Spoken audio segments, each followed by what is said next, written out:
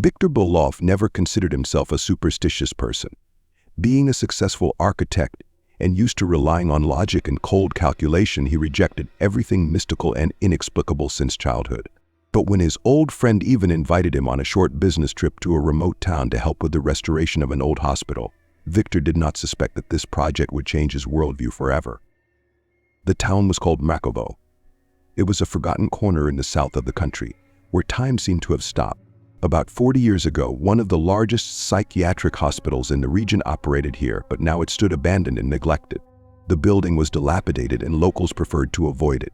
It was frightening with its architecture and dark history.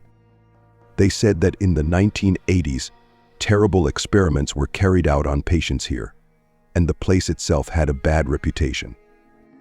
Upon arrival in Mrakovo, Viktor was met by his old friend Ivan, who worked for a large construction company carrying out reconstruction projects all over the country.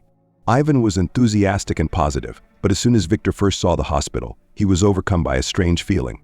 The giant gray building towered over the surrounding forest, its walls covered in moss and cracks, its windows were broken, and there was an unbearable heaviness in the air. "You look like you've seen a ghost," Ivan joked as they approached the main entrance.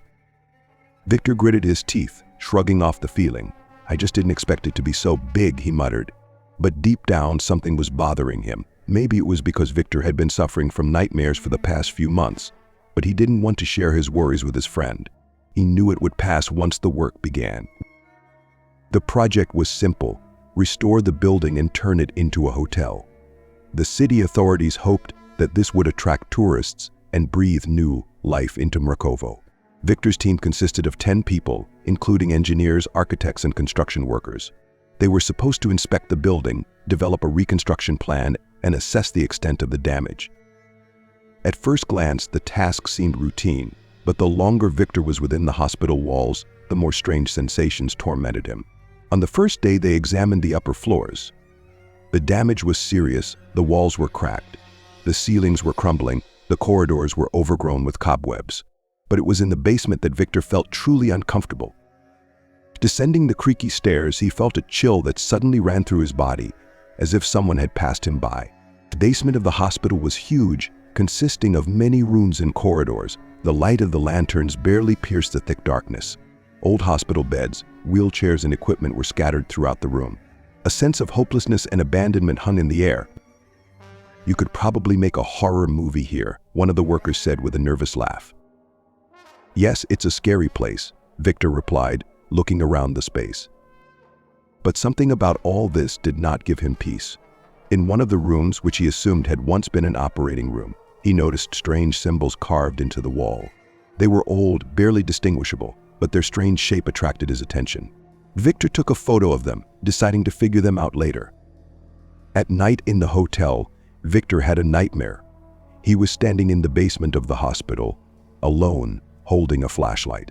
The corridors seemed endless, the walls groaned and cried. Suddenly he heard footsteps, slow, heavy, approaching him.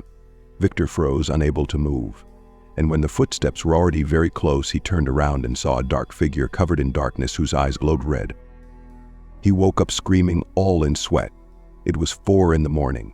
Viktor looked around, trying to convince himself that it was just a dream. But his heart was pounding wildly, and he could not calm down. From then on, his nightmares became more and more real. Every night, Viktor dreamed of the same corridors and the same figure. The next day, he decided not to tell Ivan about it. Instead, he delved into his work, trying to find a rational explanation for his nightmares. But with each passing day, his anxiety grew. Other team members also began to complain of strange sounds and sensations when they worked in the basement. One of the workers said that he saw a shadow flicker in one of the corridors. Others claimed to hear whispers, although there was no one in the room. One day, Viktor found old hospital archives in one of the dusty cabinets. The documents spoke of mysterious disappearances of patients in the 1970s. They were admitted with diagnoses of severe mental disorders, but many of them were never released. Their relatives were told that they died of complications, but the bodies were never found. When they didn't return. Viktor read these reports with a heavy heart, feeling a terrible picture forming in his head.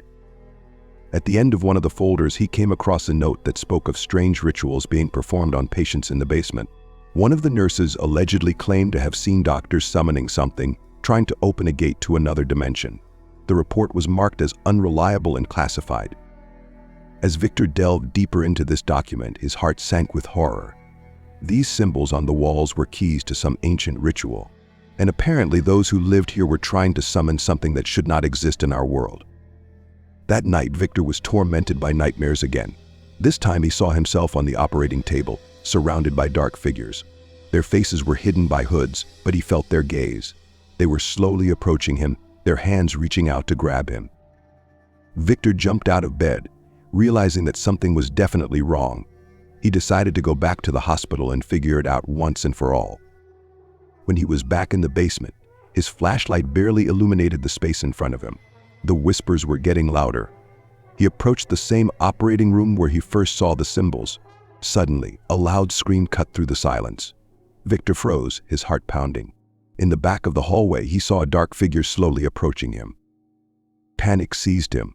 He rushed to the exit, but the door was locked. The figure came closer, its eyes glowing with a bright fire, and Victor realized that he was now their prisoner.